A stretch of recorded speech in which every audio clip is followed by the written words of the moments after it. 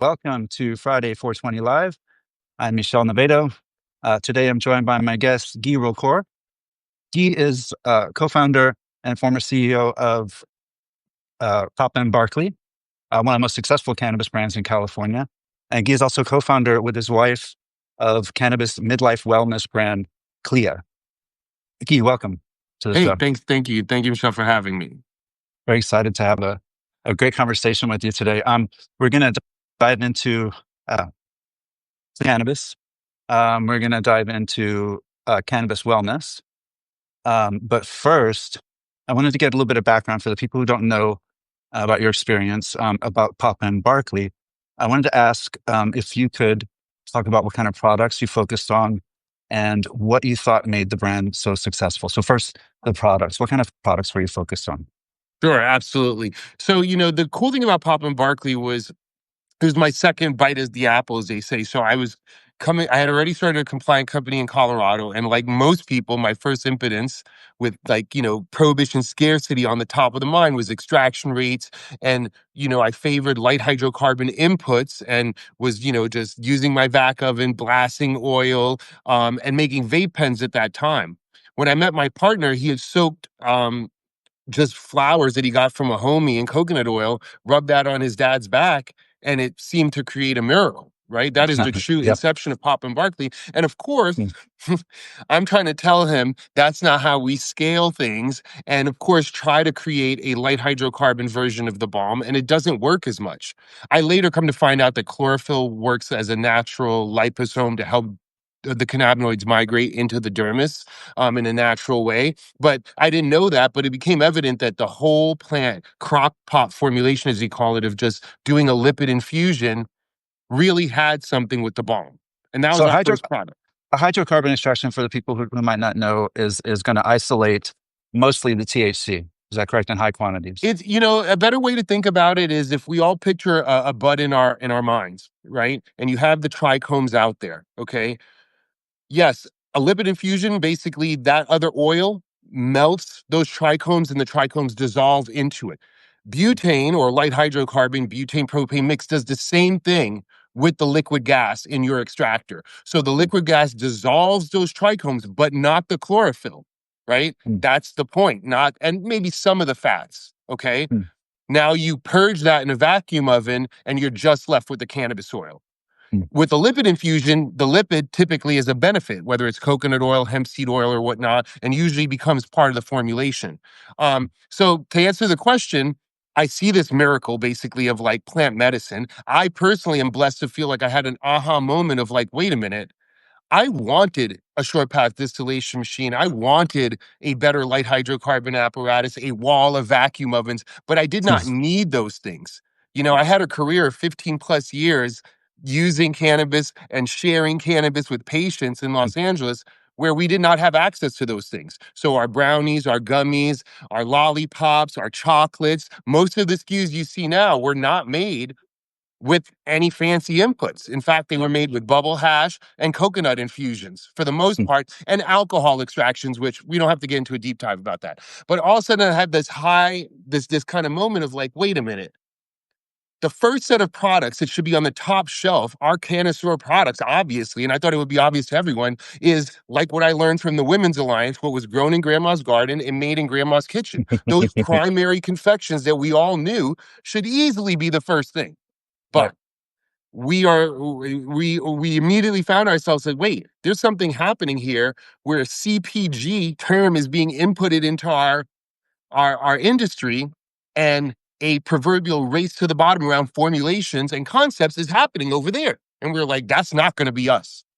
Mm. Absolutely not. And so we double and triple down on things like sustainability, cleanliness, and those kinds of things started to drive how I made the products, right? So even when the board was like, you need to flavor the tincture, it tastes like cannabis, I was like, oh, that's never happening unless we find a more natural way. And we did on the national CBD side, I zested them. And there's a difference between flavoring and having like a lemon zest that kind of cuts some of the chlorophyll taste of a true lipid infusion tincture. With the topical, of course they were like, it shouldn't be green. I was like, that's never happening. And it shouldn't smell like weed. I was like, no, No, no, no, because again, I now at that point was already starting to become seasoned and seeing things, I think, early on, like that there was still a shame, a stigma, a Mm, systemic bias amongst the folks bringing money in and all the excitement around the industry. There was still nobody was dealing with their stigma. Nobody was dealing with the fact that you have some cannabis shame. You feel some type of way about this plant and you want to be in this business and you're stumbling on yourself now. And all of a sudden I can see these things. So in mm, making the products, I was like unabashedly cannabis first. You don't like the smell of weed? Don't buy my products, mm. right? It's just that simple. I Yeah. believe that when weed becomes normalized, when cannabis becomes normalized, we start to appreciate the taste and smell. So as we opened up the sub brands P&B Kitchen and Papa Select, it was all about cannabis first.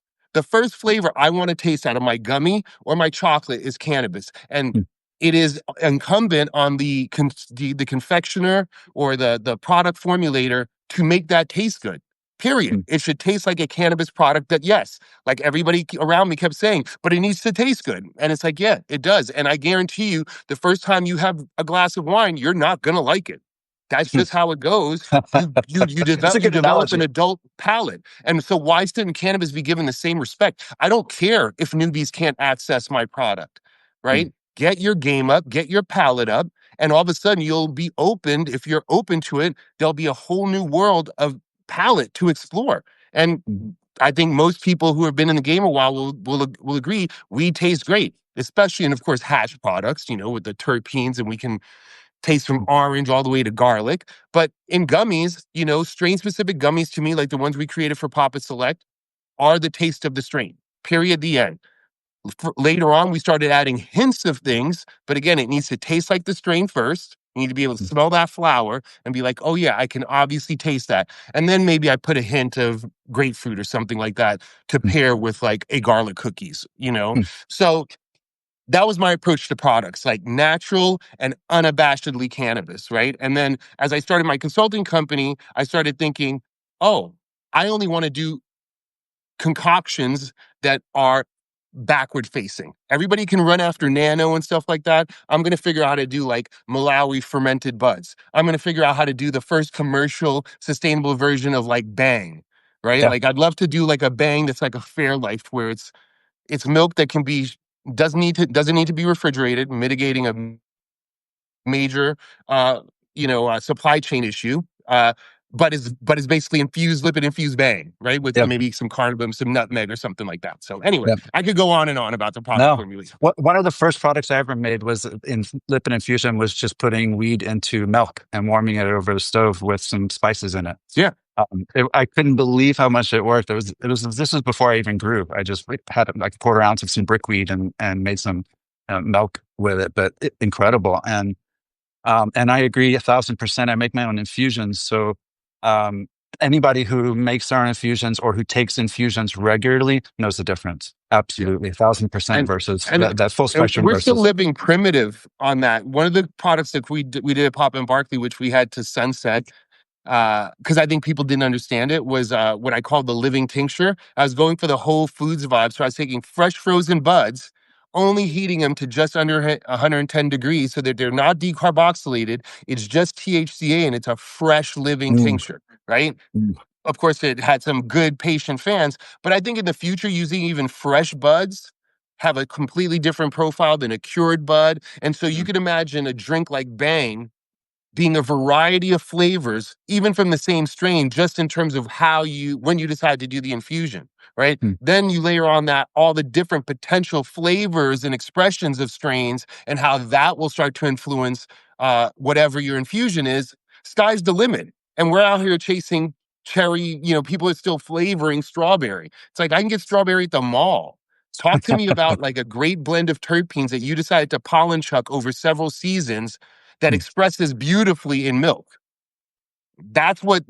So if there's an LP, being that I'm in Canada right now, and you have a grow and you have a value added products division, you could be driving your cultivars not only for great smokable and that smell, but mm, richness that pairs also with whatever your confectionery line is, right? mm. That's that kind of three-dimensional thinking that's needed, the respect. Because I think what's holding us back is that fundamentally, the key holders all of a sudden of our industry still don't have respect for this plant. They don't view it like they view wine. And I'm frustrated, as you can tell, because it's like I feel like I'm being held It's back, frustrating. and I've just been waiting. Like it's like so obvious to me, Yeah. but there's this systemic bias around potency, around medical versus recreational. I know you want to talk about that. It's like we just need to move past that and just be honest about what cannabis is. Listen to those people who use it, and they'll tell you what it is.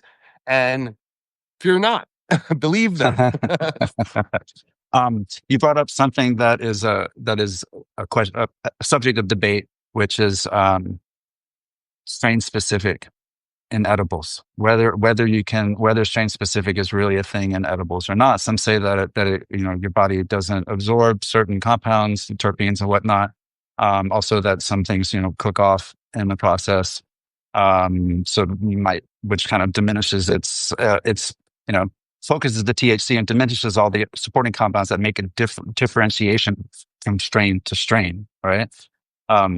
What are your feelings on that? What do you think? So I think if we step back and first ask the question, so words are powerful, right? And we're in desperate need of nomenclature. Shout out to like Green Flower and all the other educational institutions that are trying to codify the industry. If somebody says to me single source, which also means like that same batch of flour, and they used it to make a strawberry gummy, that makes sense.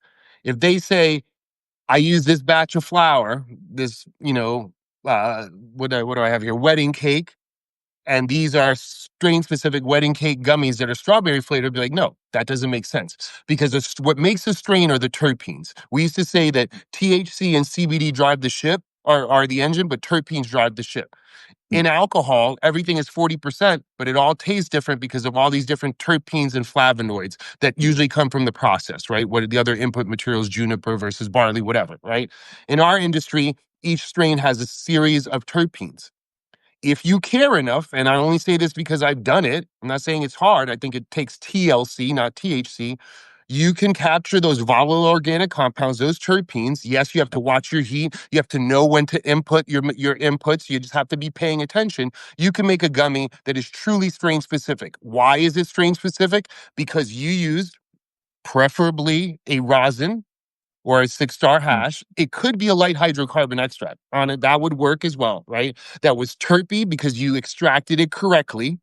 Okay. This is something you would probably want to dab, but now you're going to make a confection. Yeah. That's what you should be using, right? What we Yep. consider super inhalable grade now, we can do better than that. And that stuff should be going to make awesome confections. You take that, you do a sous vide method or figure out a cool way to decarboxylate without losing VOCs. That's the trick, right? Yep. How do we get this THCA to get to Delta 9 without losing VOCs? And lots of ways to do that, saucing and all this stuff, right? But you basically kept those terpenes and kept that what was in the trichome sac intact, heated it gently to that decarboxylation point, and captured those flavors to the best of your ability in a gummy of tapioca or gelatin, if you like, sugar and whatever. Mhm. Somebody tastes that, and there's just no denying that it tastes like the flower they smell. You've achieved strain-specific edibles, in my opinion. Yeah. And it's I believe. possible. I don't think a Yeah. lot of people do that. As far as medical aspects go, I think that you can never equate, even if you had the same chemical composition in the gummy as in the flower, eating is not smoking, right? Those are two different processes in your stomach or into your body. So would the strain affect you the same as smoking? I don't think so, right? I think that edibles affect us differently than smoking. Similarly, though, I would say similarly, because the compounds, and you're right, so heat and pressure, if you finely control those two elements, you can skirt the edge of not losing those compounds. Yeah, you can contain them, you can keep them. And my oil, I do that. I keep it, skirt that edge, don't lose too much, don't burn it off. Don't let it go too long. Time is your enemy as Mhm. well. And my product comes out very strain specific. I take the flour and I put it in the oil. I don't decarb. I used to decarb. I don't decarb anymore. I put it directly in the oil. It decarbs in the oil as it's heating. Mhm. And I make what my favorite product that I've ever tried. I haven't tried any Papa Barkley products because I don't live in California. So, but this is a very, very high quality product. And I've been creating medical cannabis products for 23 years. This is my go-to. And so I'm 1,000% behind that. Yeah. Control your temperature, control your pressure, and you can create something that is strain specific. And it really, and it does, it does mimic the flower in a way. I mean, man, I made a strain specific batch of some Malawi haze. That haze was so speedy. I mean, you really need to take it at the right time, right? It's like a Adderall. I've never taken Adderall, but that's what I think it might be. But the oil, the infused oil, was, man. You don't take it at night. You can't take that at night because it'll keep you up. Yeah, yeah. So So yeah, I think that I think that because distillate is taken over, and this notion of reterping, which is just not the same, right? no, In my opinion. Well, let me back up, because I know that there's a lot of scientists out there that are going to get ruffled. I'm seeing them in my head right now. Um, I suppose if you take, the same amount of THC and all the same percentage terpenes as mirrored in a strain, you should be able to recreate efficacy. And there's a lot of arguments for, on the quote medicinal side, which again, I don't even agree with those terms, that consistency is necessary for for repeatable things, right?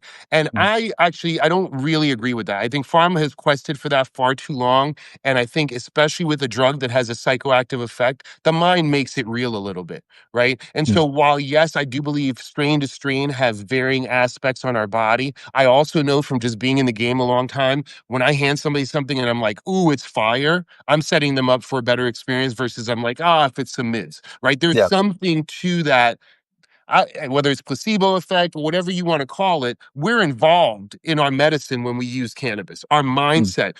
I remember years back when Swami, when we were judging the Emerald Cup, Swami was like, set, and Nikki, of course, were like, set and setting is important. Keeping that consistent is important, because if you're judging flower over the course of a few weeks, and sometimes you do it like on a sunny day out on your deck, and sometimes you do it, in your basement when it's cold out, you're going to get an inconsistent feeling. Some of those mm, flowers are not getting the same love, if you will. And yeah, so, I would always, as a judge, curate my set and setting. And when I'm evaluating flowers, this is what I do. Luckily, actually, over the years, that has built me, I'm a ritualistic smoker now. Like, mm, when I'm at events, I smoke with everybody, but in my private life, most friends and family, it's rare, because it's mm. like I value that time now. Because again, the thing I think newbies tend to not realize is, at one point you can only get so high. So my smoke of the day is truly mine, usually mine and the dogs, right? Where I can smoke and it becomes like a walking meditation and whatnot, right? And Mm, then after that, my wife allows me to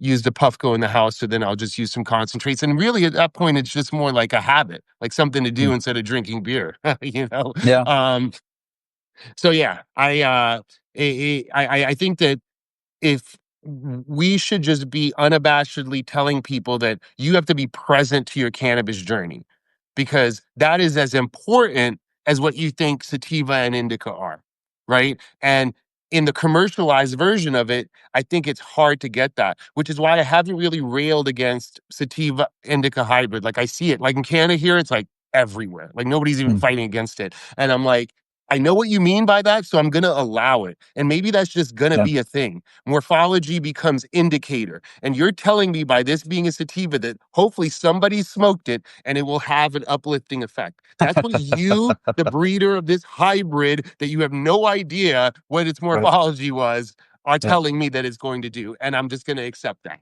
Yeah. I mean, that's it. That's the bottom line. We're hoping that the person that grew it had a good, the right, the same kind of experience that I'm going to have, right? Which Yeah. is it's probably not going to happen, but everybody experiences this plant differently, Yeah. you know? So, I mean, my wife smokes, she likes, apples and bananas. She likes the heavy indica, nighttime sedative. She can smoke that during the day. That kind of stuff for me during the day is off limits. And even at night, rarely. It just, it does a completely different effect on me than it does on her.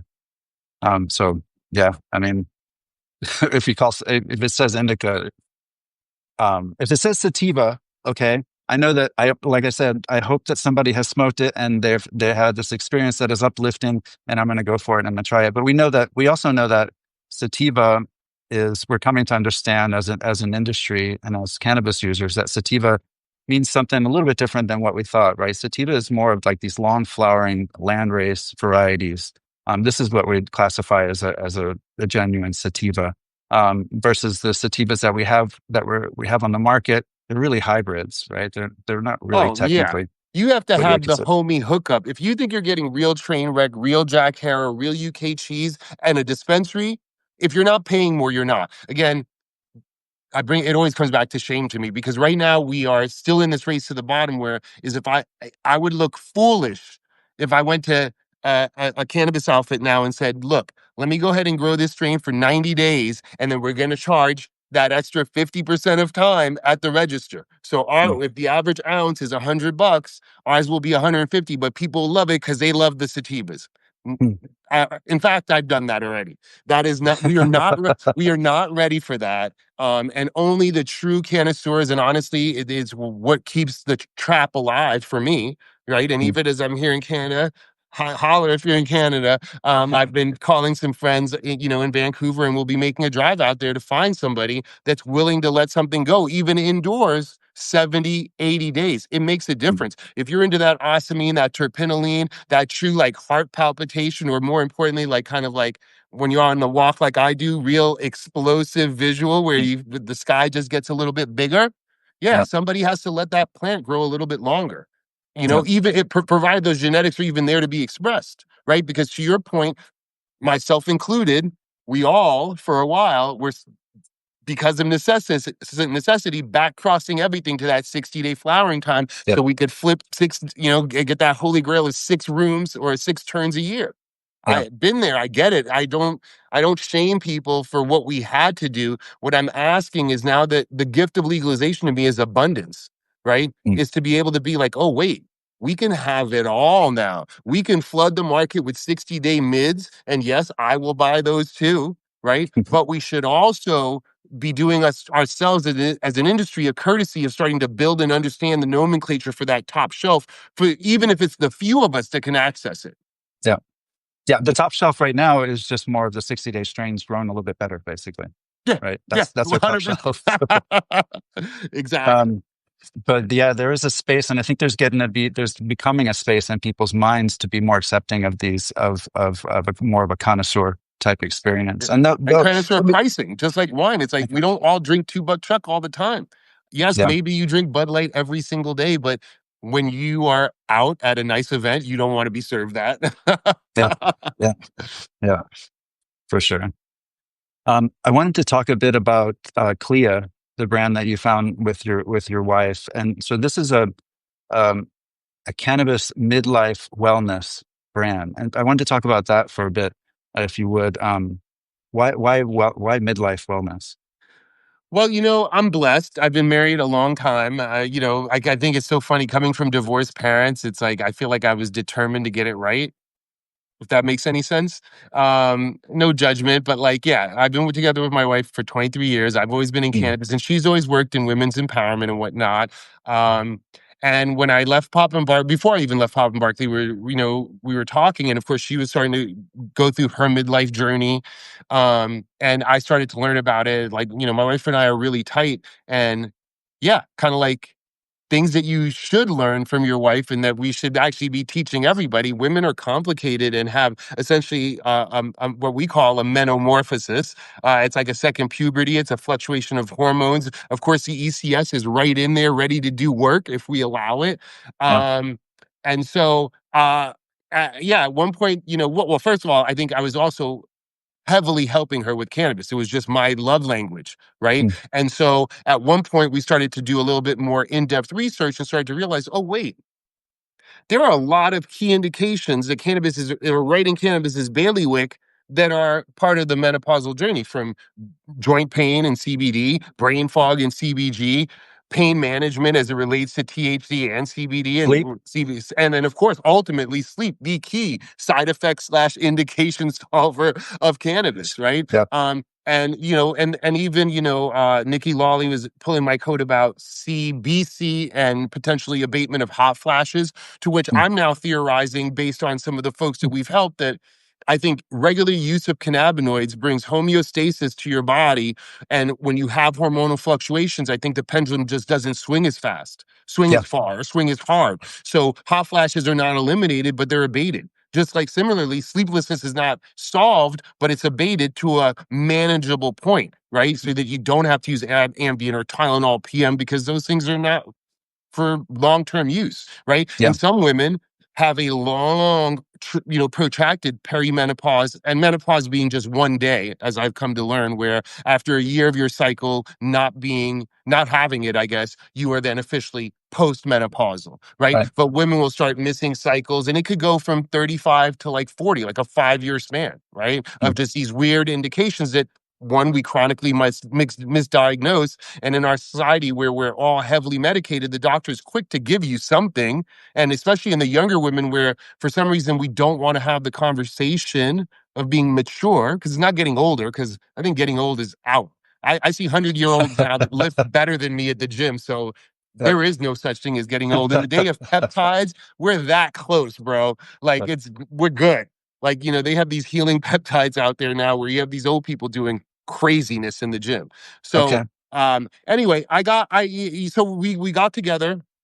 We decided to create a very clear, succinct product suite to attack sleep, joint pain, brain fog, and dryness. That was the other one. Mm. A very moisturizing CBD lotion. I formulated the products. I luckily had some partners that had helped me on the national side of Papa Barkley that stepped up right away. It was interesting having to wear all the hats of packaging and everything and get that all set up. But we got it stood up so that you can find it at cleamidlife.com, and you can also Mm. find it on Amazon. And it's been great learning about what the other half goes through in midlife. For us, we get a little blue pill and we're good. Women have a little bit more difficult time as it gets older. Yeah.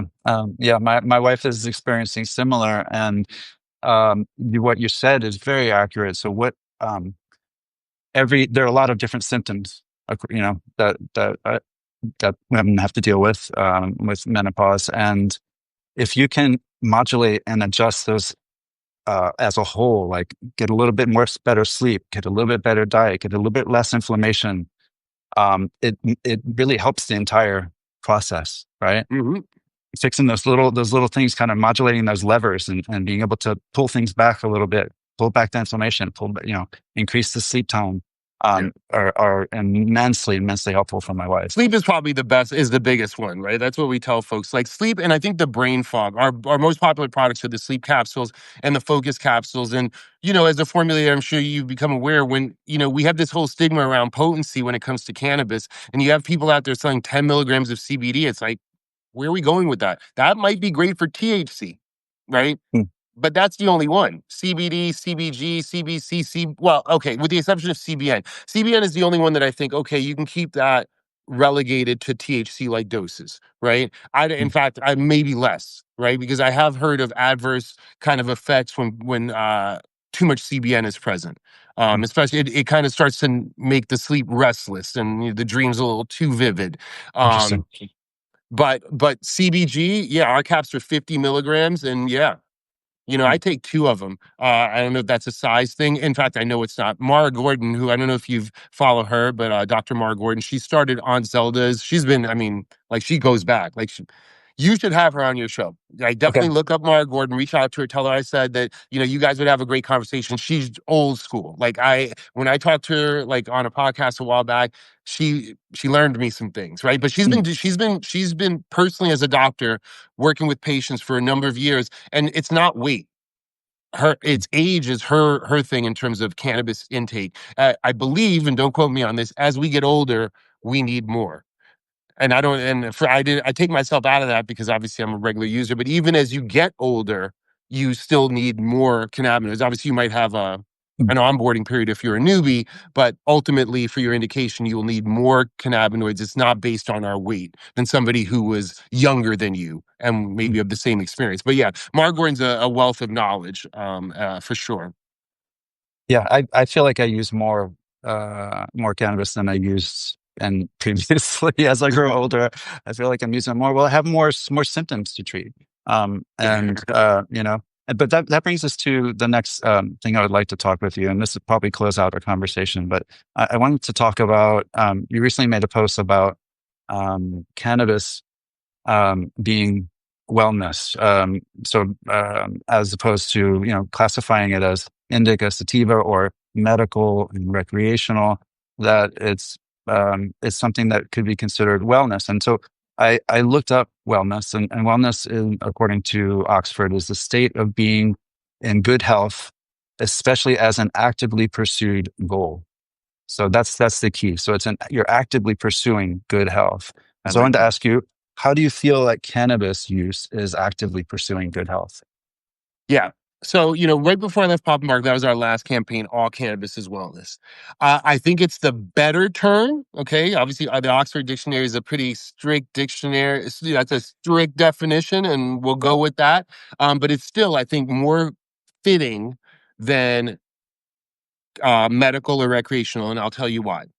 So, medical, right, especially using that definition, to me, then would be the pursuit of solving acute pain, right? Or acute pain Mm, management. Like something is wrong. You need medical attention. yeah, That's not really cannabis, right? It's not like if you broke your leg and you're going to shock, you better take the opiates, right? If you're right. going for surgery, yeah, it's like there's a need for some of the modern medicines we have. I have my issues with pharma, but cannabis is cannabis. It's not this acute thing. And on the recreational side, if you're truly recreating, it has a function there like coffee does, like sipping Mm, coffee does, but it's not like alcohol or uh, any of the other substances that recreational term tends to hang around, because those things can always be taken to extreme. They can mm, always be used to fully escape, if you will. I think most people who use cannabis on a regular basis at one point, like I was saying earlier, realize that like at one point, I'm never going to get blackout high. I used to call it high school high, right? Where, sometimes and I don't do it as much as I did when I was growing, because I smoked so much then, but I would take a whole month off to let my system like clear out so that I could get that like high school high.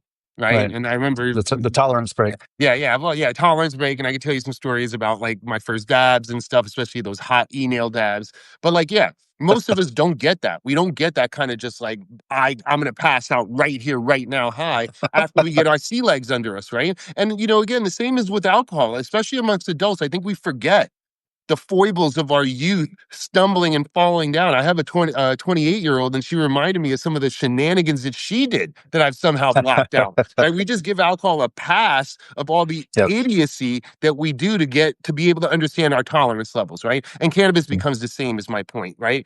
And so most of us, even with that, still will use cannabis on a regular basis. But if I said to you, you drink 3 glasses of wine every day, you'd be like, that could become problematic. But using 3 gummies or smoking a joint in the evening and having a regular cannabis ritual, you're solving probably for social anxiety, mm, or you're using it in the evening for sleep, or maybe you use it to stimulate your appetite because the anxiety is so much you need to calm down so you can eat. There's a variety of reasons that people, I think, start to slot in cannabis as this pursuit of wellness, this ritualistic use of this plant that, yeah, it's been stigmatized, it's been taken out of context. But most old school stoners, when they're smoking, it's not about escaping. It's not about being not themselves. It's about usually whatever their personal thing is, whether it's, my growing partner for a long time had Crohn's disease. It was about calming his guts down.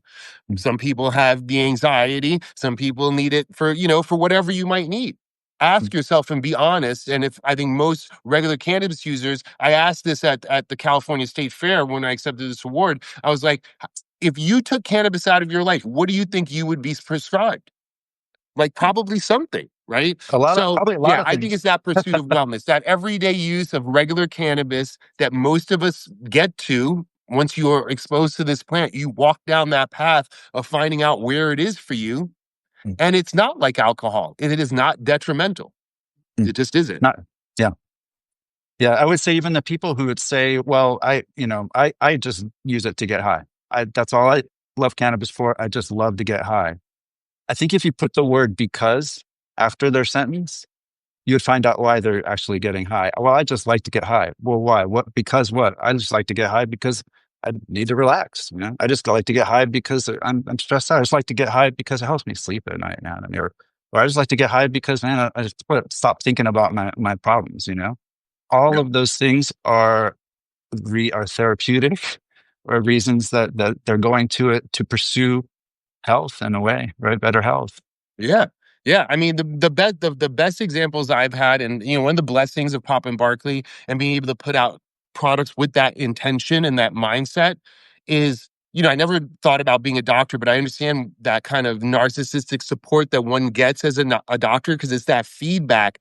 Because when you help people in fundamental ways, it's more than a party, right? It's like it's Mm. more meaningful to them. Uh, I love when parents are telling me about their cannabis experience and their kids, right? Yeah. Because most of us, my age, I'm 50, I know how old you are, when alcohol was there, it wasn't the most conducive to the happy, joyous family structure in the way that cannabis has been described. I love the stories of dads and moms that come home and either commune outside with a smoke or eat a gummy and then are coloring with their kids. And that's Yeah. real facts, right? So that, because I think on the tips of parents, it really becomes, because it allows me to, like you said, compartmentalize my problems and access my family, right? Mm. That is similar to how I personally use cannabis right now. Usually, like at the end of the day, coming up, I'm going to go for a dog walk. And when I come back, it's all about dinner and family time, and it's a completely change of day. And yeah, so I like getting high so that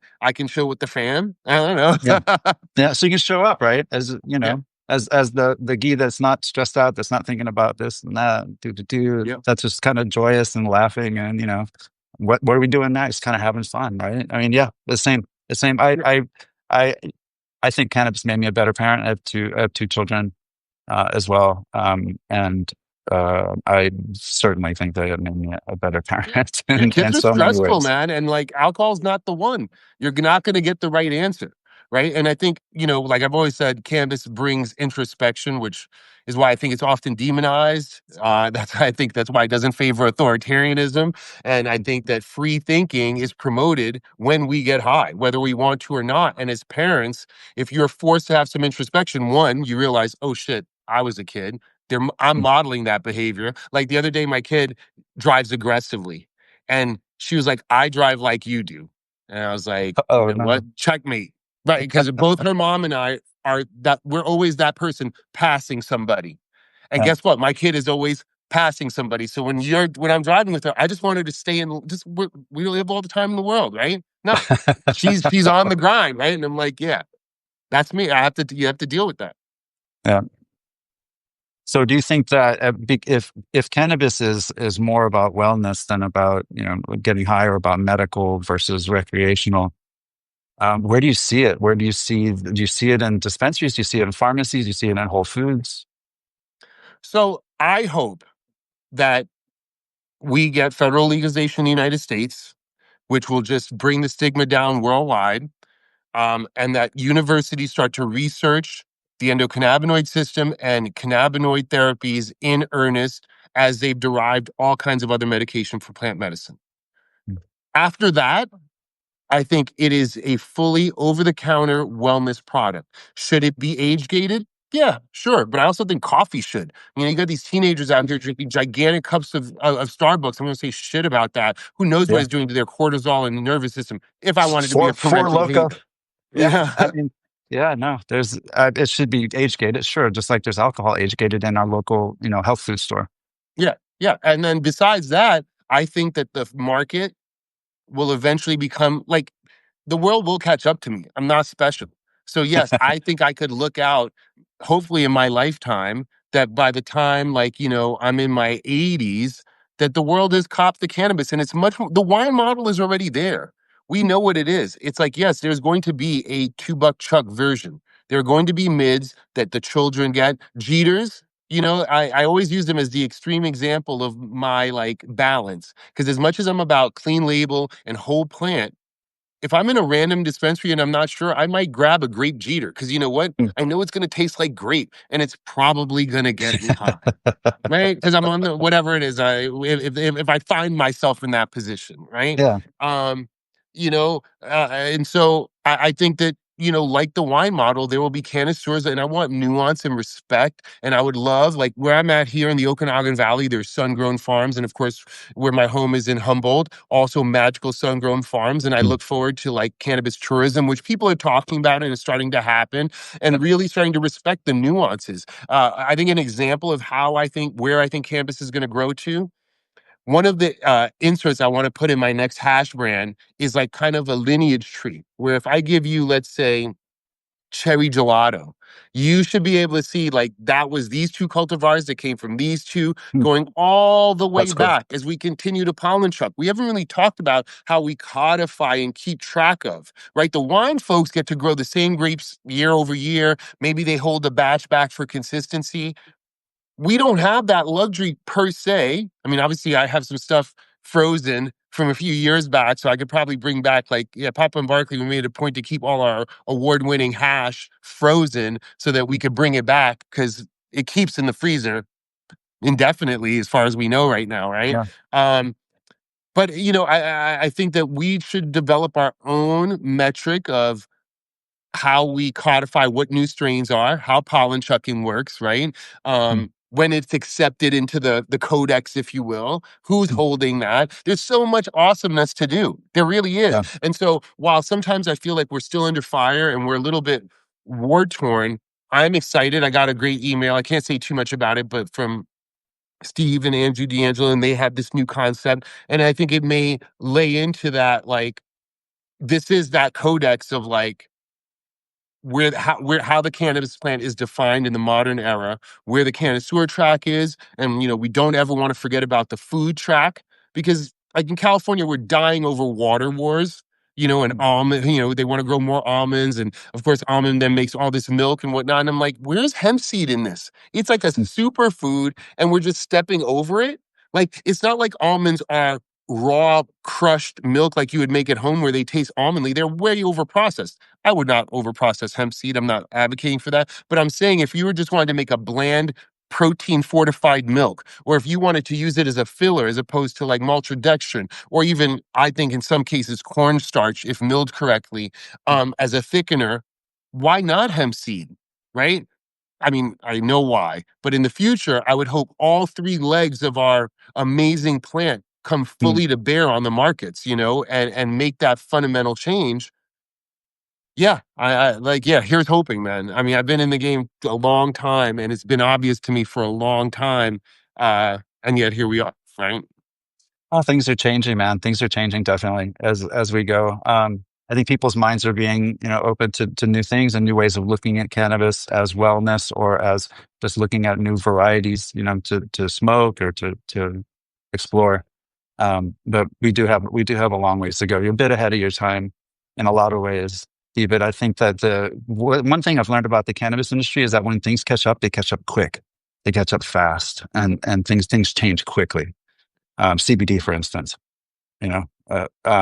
But anyway, Guy, it's been such a pleasure speaking with you today, and I had such a great time with you. So thank you so much for joining us. Well, thanks for having me. Look, any opportunity to just share more truth about the plant is a blessing, right? Because that's how we're going to get there, by just Yep, each one teach one, I think is what they say, right? absolutely, absolutely. Again, thank you so much. Thanks everyone for joining us. Have a great weekend, and we'll see you soon. Bye bye. Awesome, man. Thanks. Take care.